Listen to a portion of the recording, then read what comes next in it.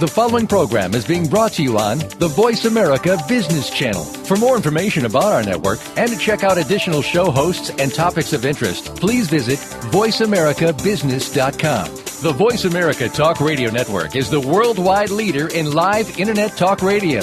Visit voiceamerica.com. The views and ideas expressed on the following program are strictly those of the hosts or guests and do not necessarily reflect the views and ideas held by the Voice America Talk Radio Network, its staff, and management.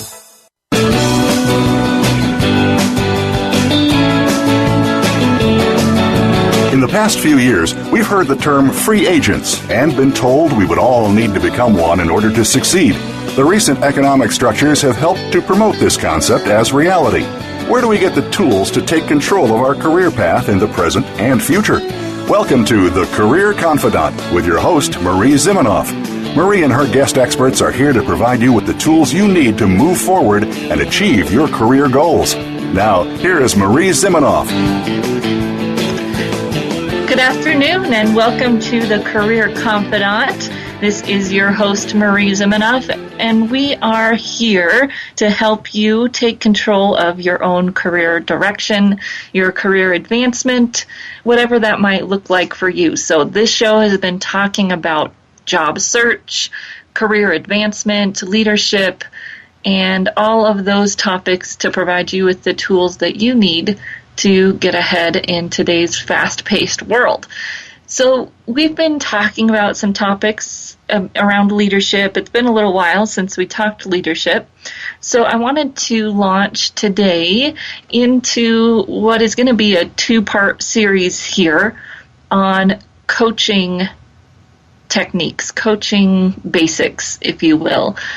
And, you know, they always do this fun little disclaimer at the very beginning that what I say has nothing to do with Voice America, and I'm going to do a little disclaimer that today we're going to talk about some of the International Coach Federation guidelines. They're called competencies. And I'm going to give you some of my interpretations of those things or how I implement those things. Of course, what I'm going to say is not necessarily exactly aligned with everything that the ICF says, but I think it will give you some good information and good food for thought. Now, before you turn us off because you're not a manager or you don't think you do coaching, I just want to say that a lot of what we're going to talk about is just good communication skills. So if you are wanting to move into management, if you are in management, or even if you're in a leadership position in a different type of organization, volunteer, whatever that might look like, these are some good basic things for us to do and some great skills to start working on to improve our ability to get the best out of other people, really. And so interestingly, the first thing that we've got to discuss here is the difference between coaching, consulting, counseling, and psychotherapy.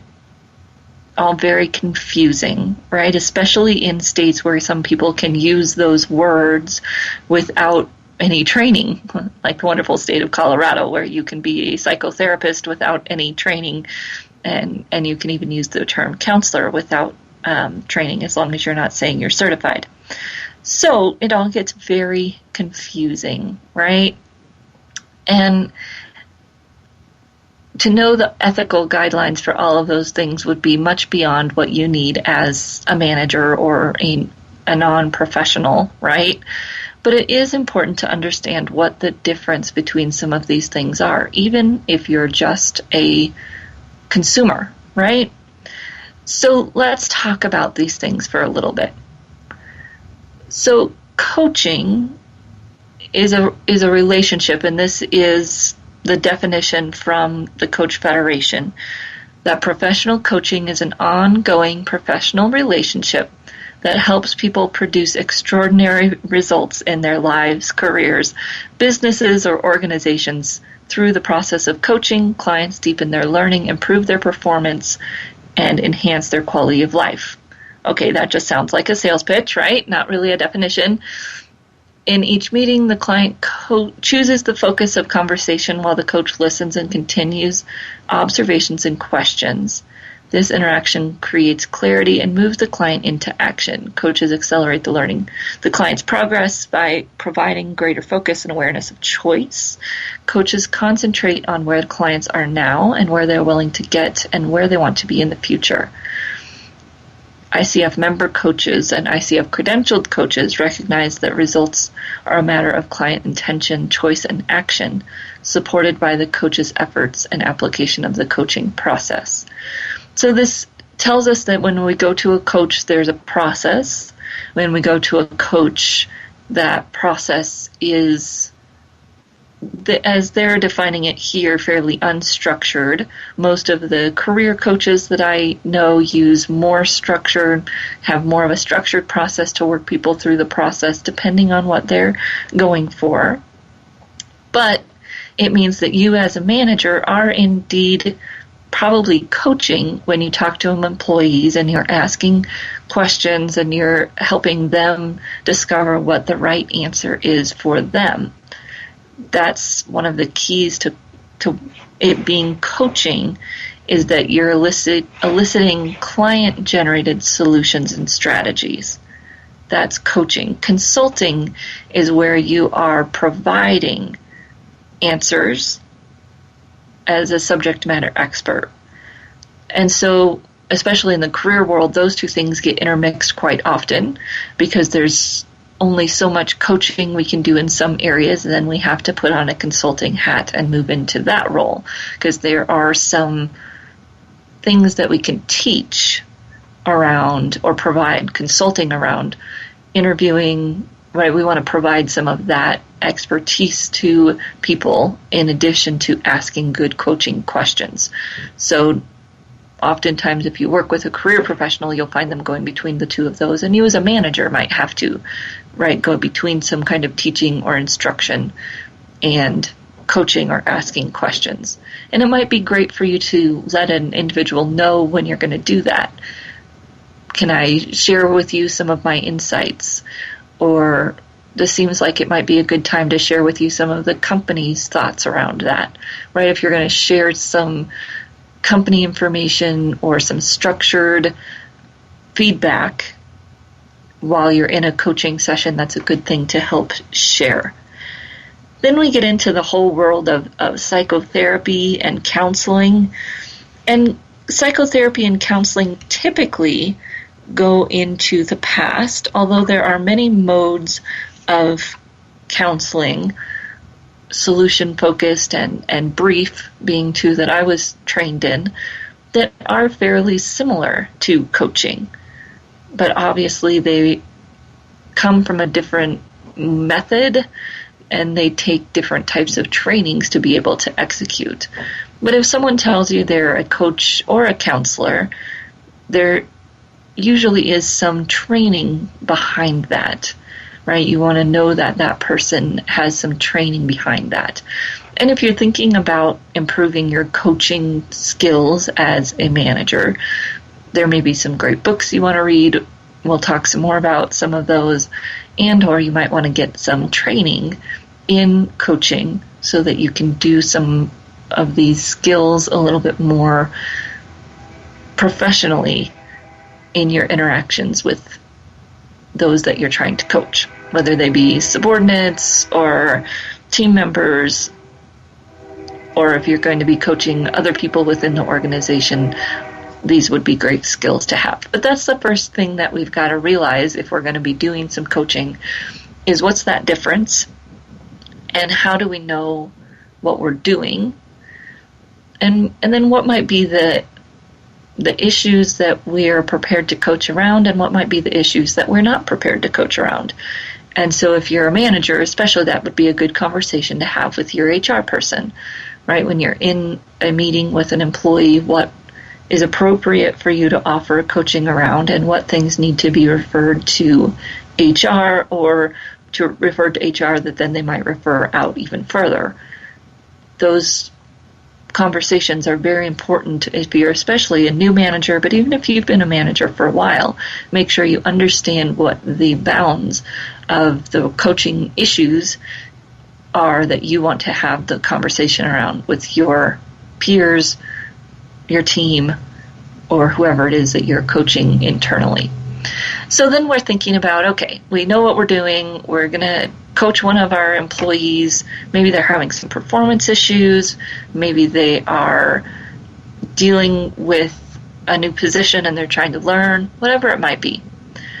The first thing, and this is where I think most, and this is actually a counseling basic as well as a coaching basic, and that's where most of us fail when we do fail, and all of us do fail at this occasionally, is establishing the ground rules or the coaching agreement or the goals of your work with that person. So if you're going to be meeting with an employee and that employee thinks you're meeting to go through their performance review and you're actually having the approach that you're going to go into it as a coaching session to improve their performance, we want to make sure that the parties are on the same page as quickly as possible. So they're not feeling like they've been led astray or whatever that might be. So when you're starting this relationship with someone, or you have a new person, new team member, and they're coming into your office, to just be clear about what it is that you're going to be discussing together, what it is that and then sometimes it's just even logistics. How long will you be meeting with them? What are their responsibilities? What are your responsibilities? What are you going to be discussing, right? That agreement between the two of you. And of course, if you're an external coach, there's more there in terms of payment and those sorts of things. But you just want to be clear that the two of you are on the same page from the beginning. That gets very closely related to the next piece of our coaching skills here, which is the ability to establish trust. This is oftentimes why people bring in external coaches into an organization, is because there are some issues where it's difficult for the manager to coach the employee, right? Performance-related things can do well in some ways with an internal coach, but then there might be some performance issues where an external coach can build more trust because that person is not worried about what they're saying impacting their job, right? And so this trust is one of the things that is a foundation to success in coaching.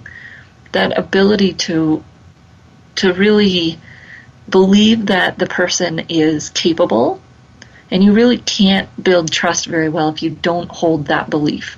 And again, this is where a lot of managers get themselves in trouble when they're trying to coach, is if you don't come into it with the belief that the client, that the team member, whoever it is that you're working with, is capable, you'll have a hard time building that trust. And again, an external coach might be a good idea, or just being very clear about that in your own mind, that for this to be successful, you have to believe that your team member is capable and that they have the answers they need, right? That you maybe need to provide a little bit of this or that they can learn, and that, again, you're stepping into that consulting role, but that you really know that they have the skills to learn, they have the skills they need to be successful, and you're just there to guide them. Otherwise, it's training, right? And training might be done separately from this coaching relationship.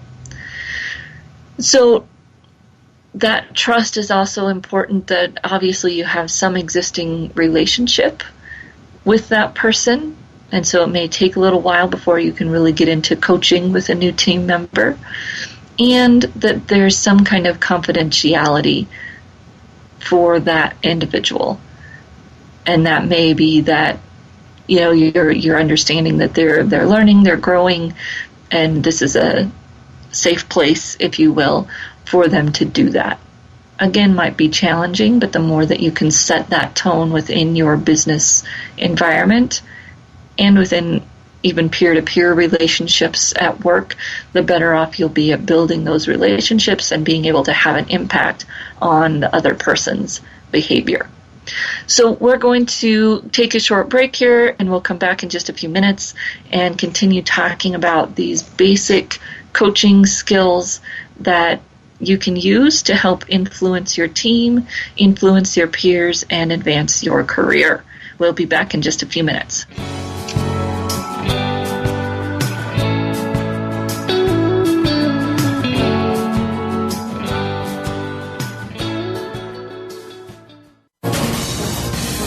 Voice America Business Network, the bottom line in business. You know that the career landscape has changed and that you need to be proactive about managing your career. You can have the foresight, skills, and confidence you need to take charge of your career and seize opportunities. A strategic advantage and career expert, Marie Zimenoff has helped thousands of leaders like you get focused, get found, and get hired. Visit getcareersmart.com to find out more. That's getcareersmart.com or call 800-521-2080 to schedule your complimentary consultation. Game-changing technologies and strategies are transformational, exciting, and disruptive. They shake up your status quo. They get you thinking about new ways to scale, compete, and grow. They move you in amazing new directions. You're invited to take your coffee break with Game Changers on Tuesdays at 9 a.m. Pacific, 12 p.m. Eastern for our special series on Industry Cloud Trends. Join us to learn about the next wave of industry-specific solutions moving into the cloud. Industry Cloud Trends with Game Changers, presented by SAP on the Business Channel. Become our friend on Facebook. Post your thoughts about our shows and network on our timeline. Visit facebook.com/Voice America.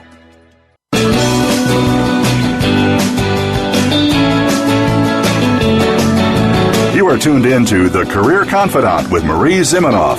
If you have a question or comment for Marie or her guest today, please call 1-866-472-5790. That's 1-866-472-5790. You may also send an email to marie@astrategicadvantage.com. Now, back to The Career Confidant.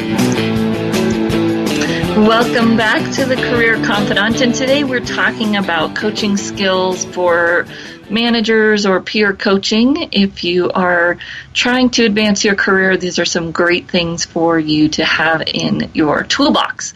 So we've talked a little bit about kind of that foundation of making sure that you understand the difference between coaching, counseling, psychotherapy, and consulting.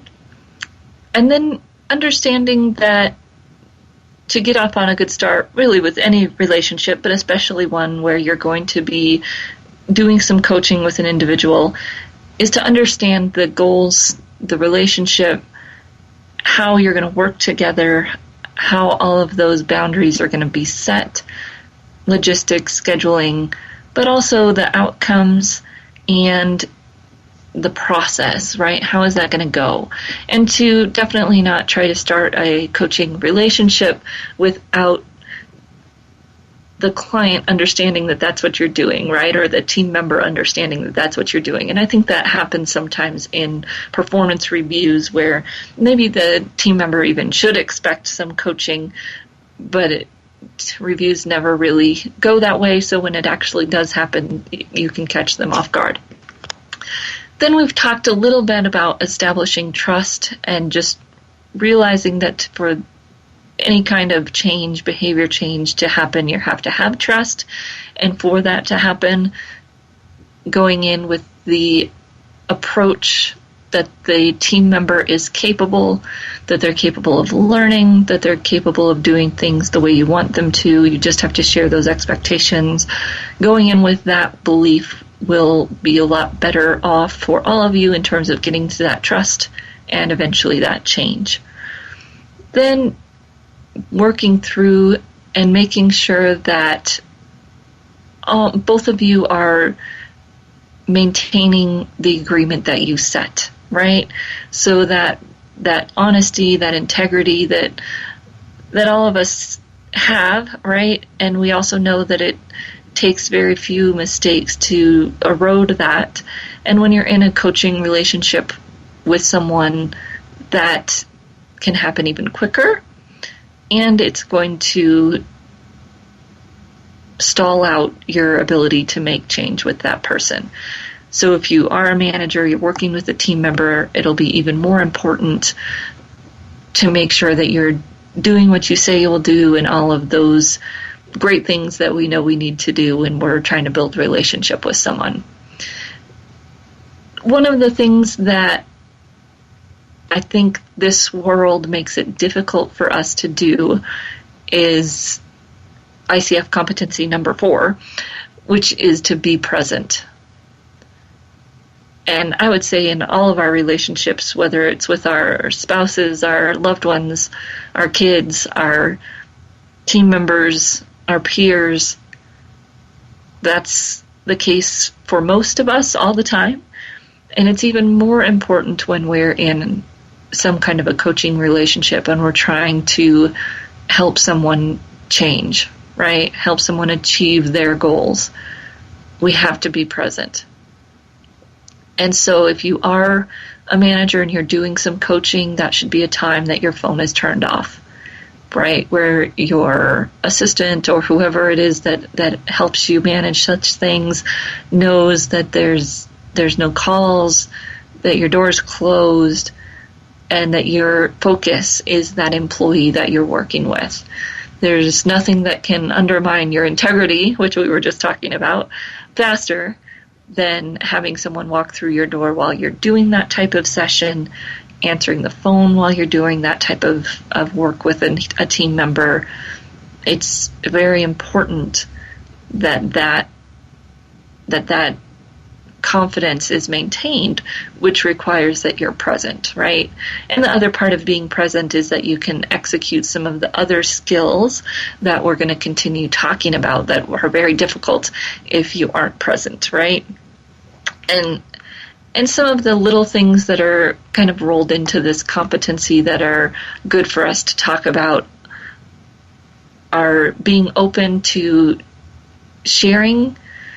In counseling, they call it immediacy, right? But the being okay with sharing some things from your world and your perspective when it makes sense, when it adds value, when it might further the learning, or when it's getting in the way of the relationship, right? So if someone is saying something that doesn't fit with what you've experienced with them before, or that doesn't fit for some other reason, immediacy would be, can I share, and you ask, can I share with you what I've seen in the past, or can I share with you what that brings up for me? But again, we have to be careful with that and do it when it makes sense, not when it's going to get in the way. But to not continue on with the conversation and kind of faking that we didn't hear something or that we didn't feel something, if there can be learning that would be gained from that sharing. So a lot of counseling words for those of you who are not into such things perhaps, but it's very important when you are trying to help someone make change that you are genuine yourself. And I know people overuse that word, but it is important if you're going to be coaching a team member that you're there and you're actually thinking about how things are resonating not just with them but with you.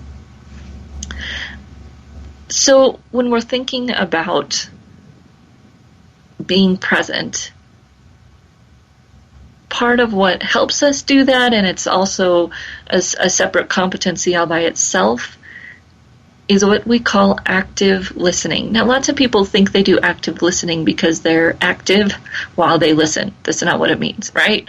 Active listening means that we're actually focused on what the other person is saying, so much so that we can understand the meaning and reflect it back, not just in a parroting way, but reflect it back with additional feedback, learning, and understanding. That takes real listening, right? That takes really understanding what's being said and what's not being said. And of course, that's even harder when someone's over the phone. And that requires us to really be present, right? We're present so that then we can really listen and share back what that person has said, paraphrasing, reiterating, mirroring back in some way that you understand while building on that, acting on that, adding on to it, and clarifying, right? A lot of times this is the great place where you're reflecting something back and the person says, oh no, that's not what I meant. And if the coach is present and okay with that, right, then we can say, oh, okay, tell me what you did mean.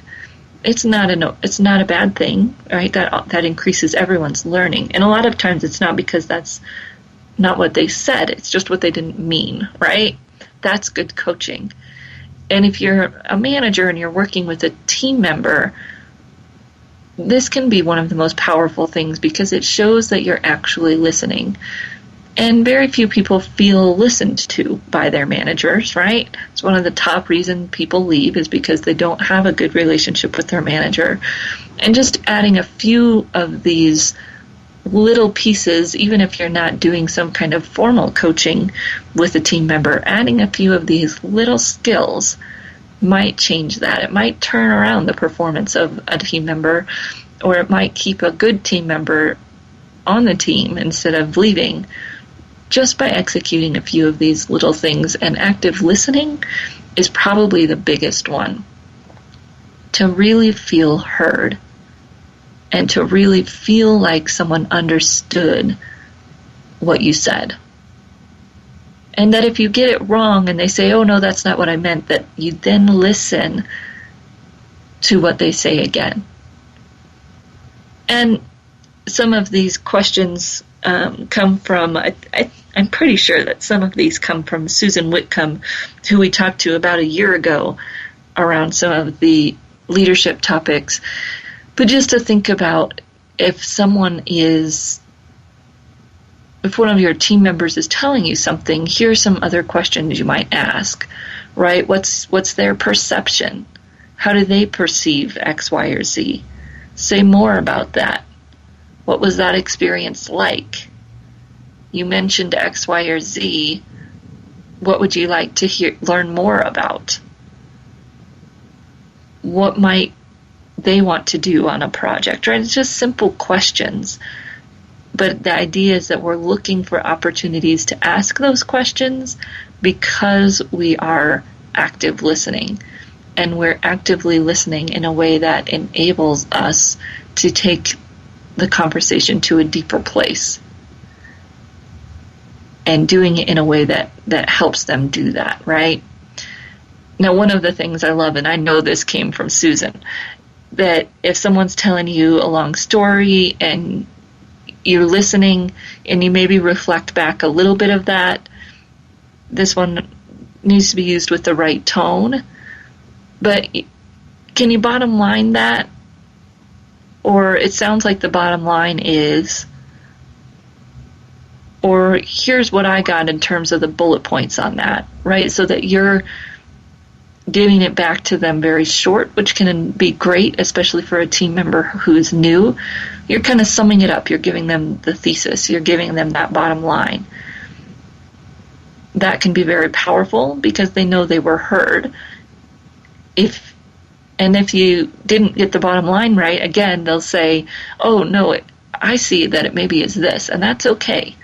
You're showing that you're listening, you're summarizing, you're reflecting back, and taking it to a deeper level maybe for them in the way that they're thinking. So this competency here, this active listening, leads us into the next one, and those are probably maybe the three most important ones, right? We've got establishing trust, active listening, which actually also helps you establish trust. And then when we come back, we're going to talk about powerful questioning. So we're going to take a break here, and we'll be right back in just a few minutes.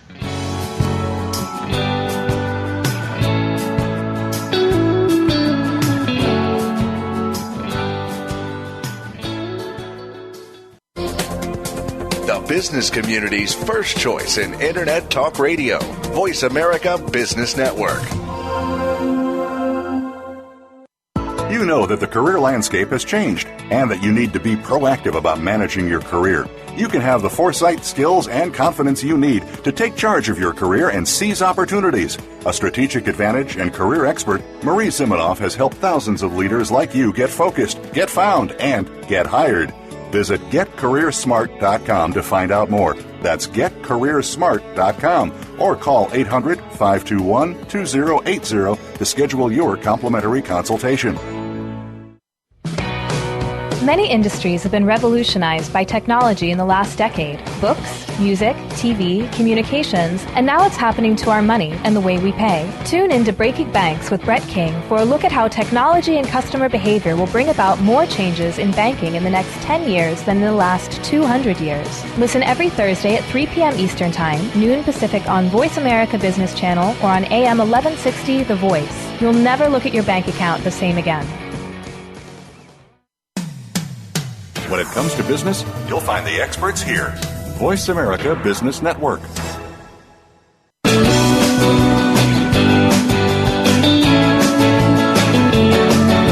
You are tuned in to The Career Confidant with Marie Zimenoff. If you have a question or comment for Marie or her guest today, please call 1-866-472-5790. That's 1-866-472-5790. You may also send an email to marie@astrategicadvantage.com. Now, back to The Career Confidant. Welcome back to The Career Confidant. This is your host, Marie Zimenoff. And today we're talking about core coaching skills for you as a manager, or if you're doing some peer coaching, or maybe even just want to improve your relationships in the workplace. So we've been talking about a few of the basic competencies through the International Coach Federation and talked a little bit about establishing the agreement, understanding what your goals are with the other person that you're working with, establishing trust and some of the ways that you want to do that as a manager, having presence, so being present in your conversation with any person you're trying to influence, really, right? If you're trying to influence or gain the ability to influence anyone, that ability to be present when you're with them is really one of the keys to many different things. And even when they talk about charisma, a lot of that comes from being present with the other person that you're with. And then we talked about active listening and that ability to build trust and to be able to make change and to really help others feel heard, which a lot of times can create change all by itself, in that you are reflecting back, providing good questions that help them hear what they're saying through your ears, right? And so that leads us into the next competency, which is really all around powerful questions. And, you know, I kind of laugh and say this sometimes, that I feel like I have a degree in asking questions, because a lot of counseling, that's what it is, right? Asking good questions. How do you get people to see what they're thinking, to process their own stuff? And in some of the work I do, how do you get them to tell the stories of their accomplishment when a lot of times those are not on the tip of their tongue, they've been beat down, all of those things. Well, you as a manager are going to face some of the same issues, right? Where you have an individual that maybe even you're wondering, what are they thinking, right? Well, that's what this coaching process is really all about, is to help you understand what they're thinking, and then to be able to pull out some of those things so that they can see what they're thinking, because they might not even know, right? And so the question that people often get in trouble with is the why, right? And so when you're questioning and you're talking to an individual to help come to a mutual understanding, you want to try to avoid the why. And it's typically our first reaction is to go to why, right? Why are you doing that? Why are you thinking like that? Why do you think that's going to work? And all of those questions have a very distinct tone that usually doesn't build trust or allow for exploration in any way. And so what questions are really good? What questions actually typically keep you out of the most trouble, right? So what did you think about that? What's the truth? What would someone else say is the truth? What's your perspective? What did you see happening in that situation? All of those questions, right? And we talked about already what are some different perspectives on something, but it's that ability to ask questions that help both people get to what is underlying the situation, right? It's that ability to ask questions that really deepen the conversation, that can help you get through to someone. And, I think this is funny, and I think I've talked about it before, but I know some engineering people who read Dale Carnegie, and Dale Carnegie also talks about asking questions, right? And when you do that, you'll be amazed at the difference that you'll get. Instead of that accusatory, or even some of the whys, which usually are accusatory, if we can ask the what, right? What was the result of doing this? What was the thought here? What was the process that you went through to decide to go in this direction? What were you hoping might happen? What did you need to be able to do it differently? All of those questions that will help you really remove yourself from it and let that person tell you what's there for them. Then you can help find the resources or the information that they need to fix it, right? When you know why they're doing something, you can provide resources. Unfortunately, asking why usually doesn't get to the why. Asking why usually gets to defensiveness, right? And so it's asking some of those what questions.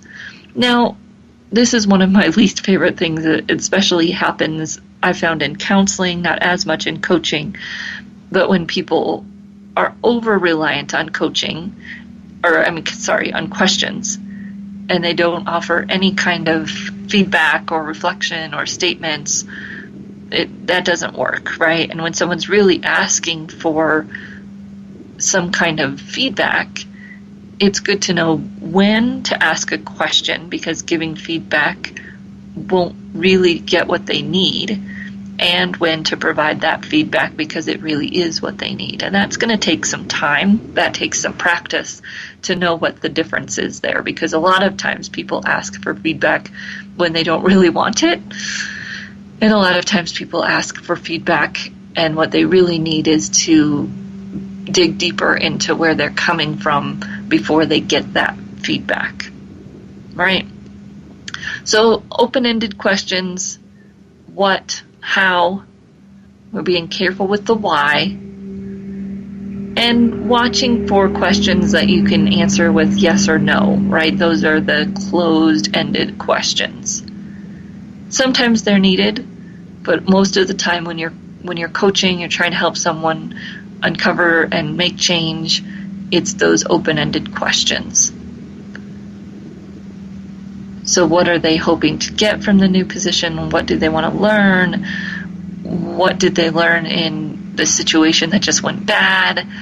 Right? All of those things where you could tell someone what they should have learned, or you could tell someone what they're going to get.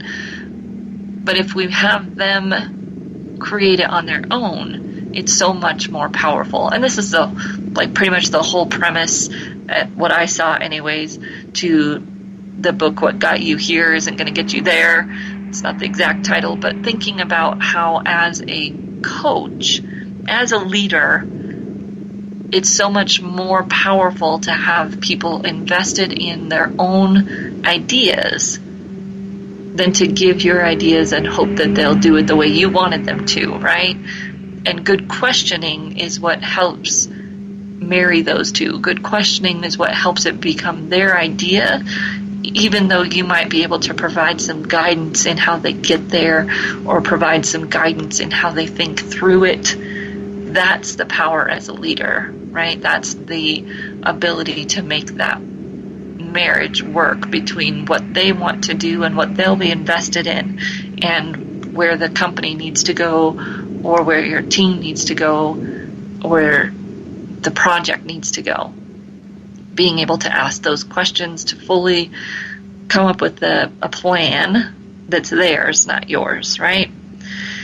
So kind of on the opposite side of that questions are direct communications, right? The ability to communicate effectively and use language that has an impact because you're articulate in sharing feedback. So we are thinking about how can we ask good questions and then give some feedback that is going to be helpful, right? Giving feedback that's not going to create defensiveness or any of those kinds of reactions. And again, that takes some time so that we can help them feel heard. We're asking good questions, and then we can provide some feedback.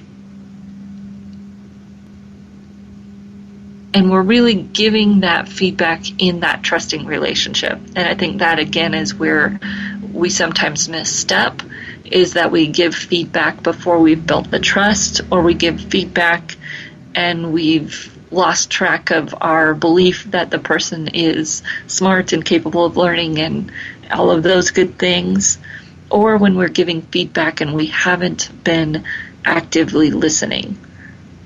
All of those things get us in trouble when we get to that place of giving feedback. But we do eventually, in all of our coaching, want to give some kind of feedback into what we're hearing, what we can describe it, and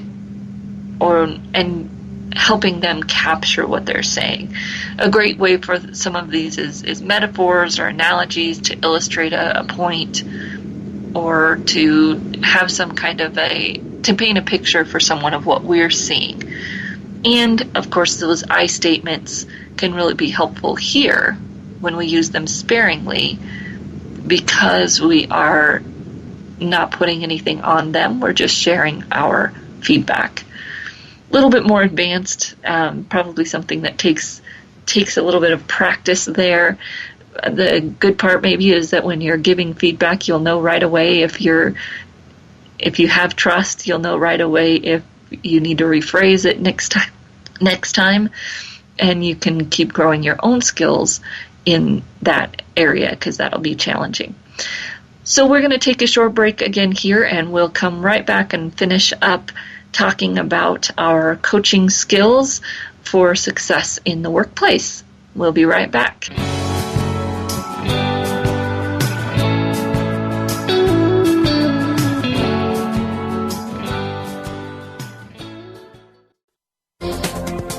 The business community's first choice in Internet Talk Radio, Voice America Business Network.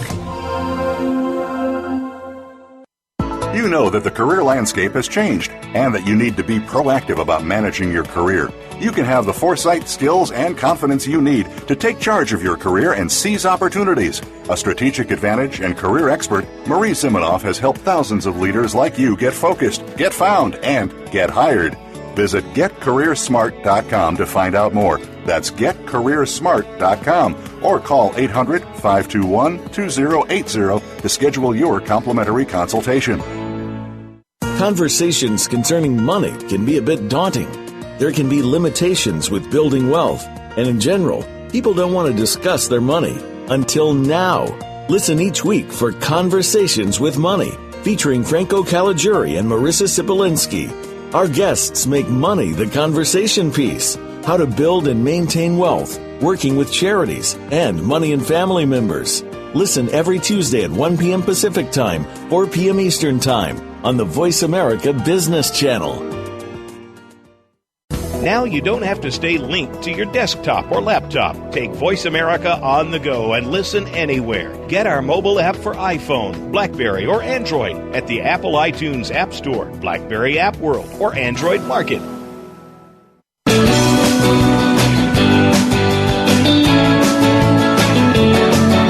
You are tuned in to The Career Confidant with Marie Zimenoff. If you have a question or comment for Marie or her guest today, please call 1-866-472-5790. That's 1-866-472-5790. You may also send an email to marie@astrategicadvantage.com. Now, back to The Career Confidant. Welcome back to The Career Confidant, and today we've been talking about coaching skills for success in the workplace. And we've gone through some of the ICF, International Coach Federation, core skills, competencies that they want coaches to have. Now, obviously, not all of you need to become ICF credentialed coaches. If you're a manager, there's just some things that you might think about in your conversation with your team members to improve your interactions, right? Making sure that you've been clear about what the relationship's going to look like if you're going to do some coaching, performance or otherwise, that you're focused on establishing trust in that relationship, coming into it with the mindset that that person is capable of doing the job, of making the change, of learning, right? If you're going to coach someone's performance, it's good to believe that they can be coached, right? That you're present in that relationship and in those meetings, that you're asking that you're listening. First we're listening. Then we're asking great questions. We're asking questions that expand the thoughts. We're asking questions that dig deeper into the thinking process.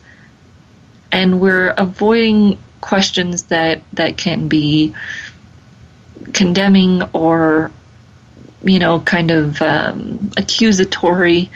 Usually those aren't really questions, they're statements hidden as questions.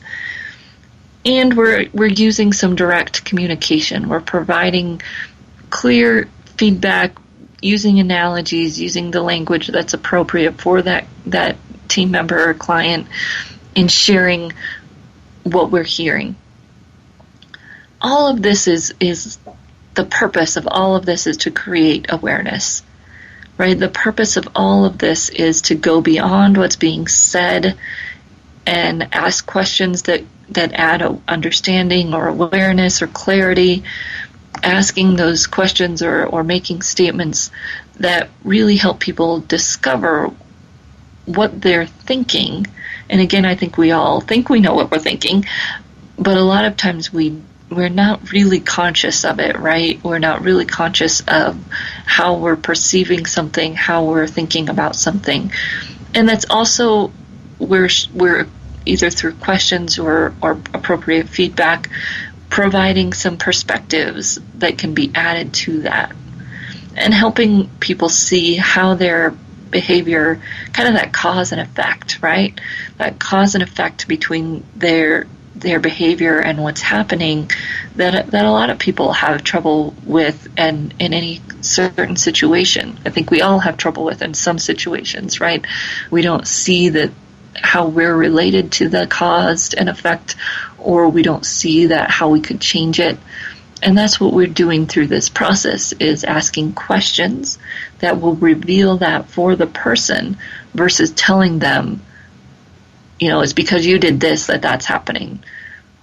That typically won't result in as long-term of behavior change as helping them discover it for themselves. Hard part about that for managers, of course, is that it takes more quote-unquote time to do that the first time. But if we don't have to do it over and over again, we don't have to train a new employee because that one left because we weren't really listening to what was going on. And sometimes the answers to these questions, especially as a manager, can surprise us, right? And when we hear the answer to the question, it may even change the way we're thinking. And as a good coach, a good manager, that's part of that trust too, is being open to the fact that we're going to learn, and that it may not be what we think it is either. And then after we have that discovery and we've asked our good questions and we've listened to what's going on, then, and this is good coaching, we're designing some kind of action with our participant, right? With your team member, you're designing some kind of action. What do they want to happen next? And how will they go about making that happen? Now, this is where many of us as independent coaches get ourselves in trouble, right? Because the actions are just like anything else, best if they're designed by the client and taken by the client. And we're just there to debrief and provide feedback. And so how can you, as a manager, help your team member design actions that will help them learn, help them achieve the goals that you all have co-decided on, right? What actions can you guide them in taking that will help lead them towards that? And for each time that you meet, each time that you're working with a team member, that you leave with those actions, right? That they leave with those actions and that they understand what those actions are. And one of my colleagues does this, and I think it's a great practice. At some point, I'll have to create an action item for myself to do it for my clients, is to have them send you those action items. Instead of you sending them those action items in an email or whatever it might be, that after you meet, they send you an email with those action items so that they really own it. They're their actions. If they forgot about something, of course, you could respond and say,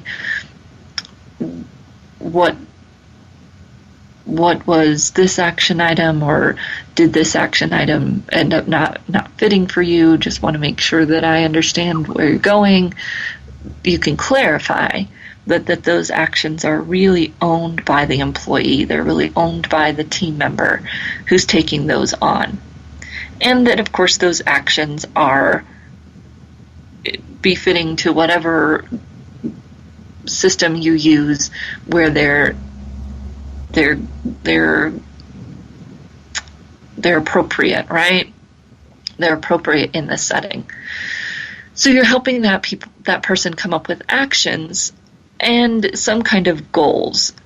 And so as they're creating their actions, you're setting some kind of goal for the week.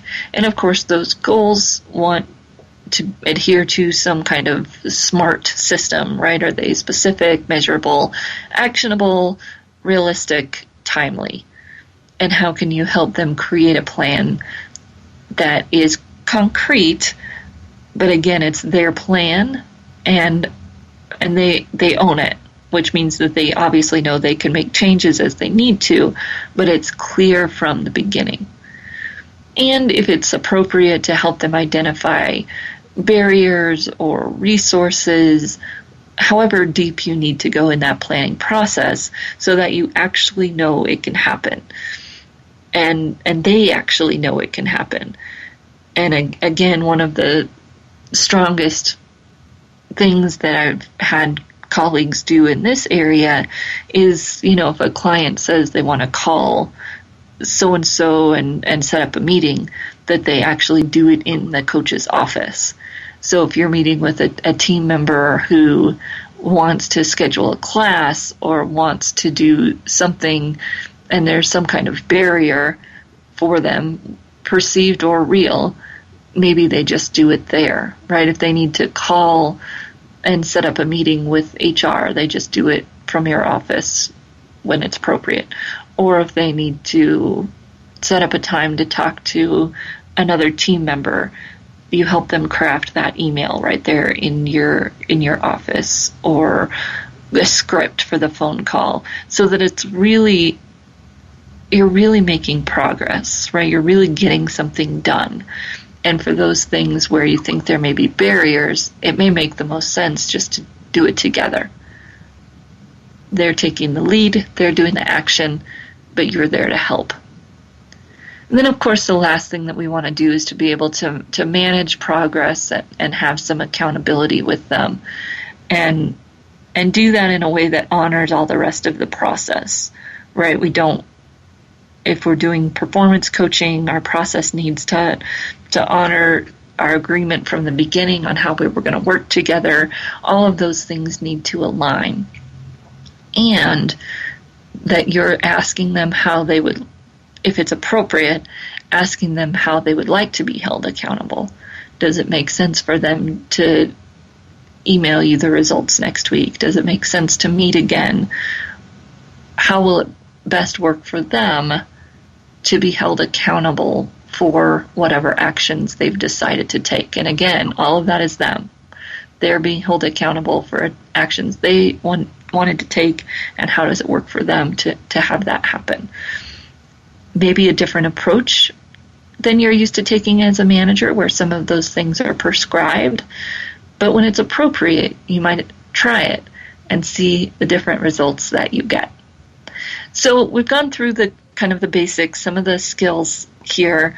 Next week, we're going to go through some more of the coaching and expand it a little bit. We're going to talk about some of the different coaching methods that you can use, some of the other great questions that you can ask to make this happen. We're going to be talking about coactive coaching and how that can be helpful if you're in an organization. And we'll also talk about some more specific coaching. So if you're into coaching or want to understand how you can use that to improve and advance your career and your leadership, hope you'll join us right back here next week on the Career Confidant. And you're always welcome to connect with me at Marie, M-A-R-I-E, at astrategicadvantage.com. We'll see you next week.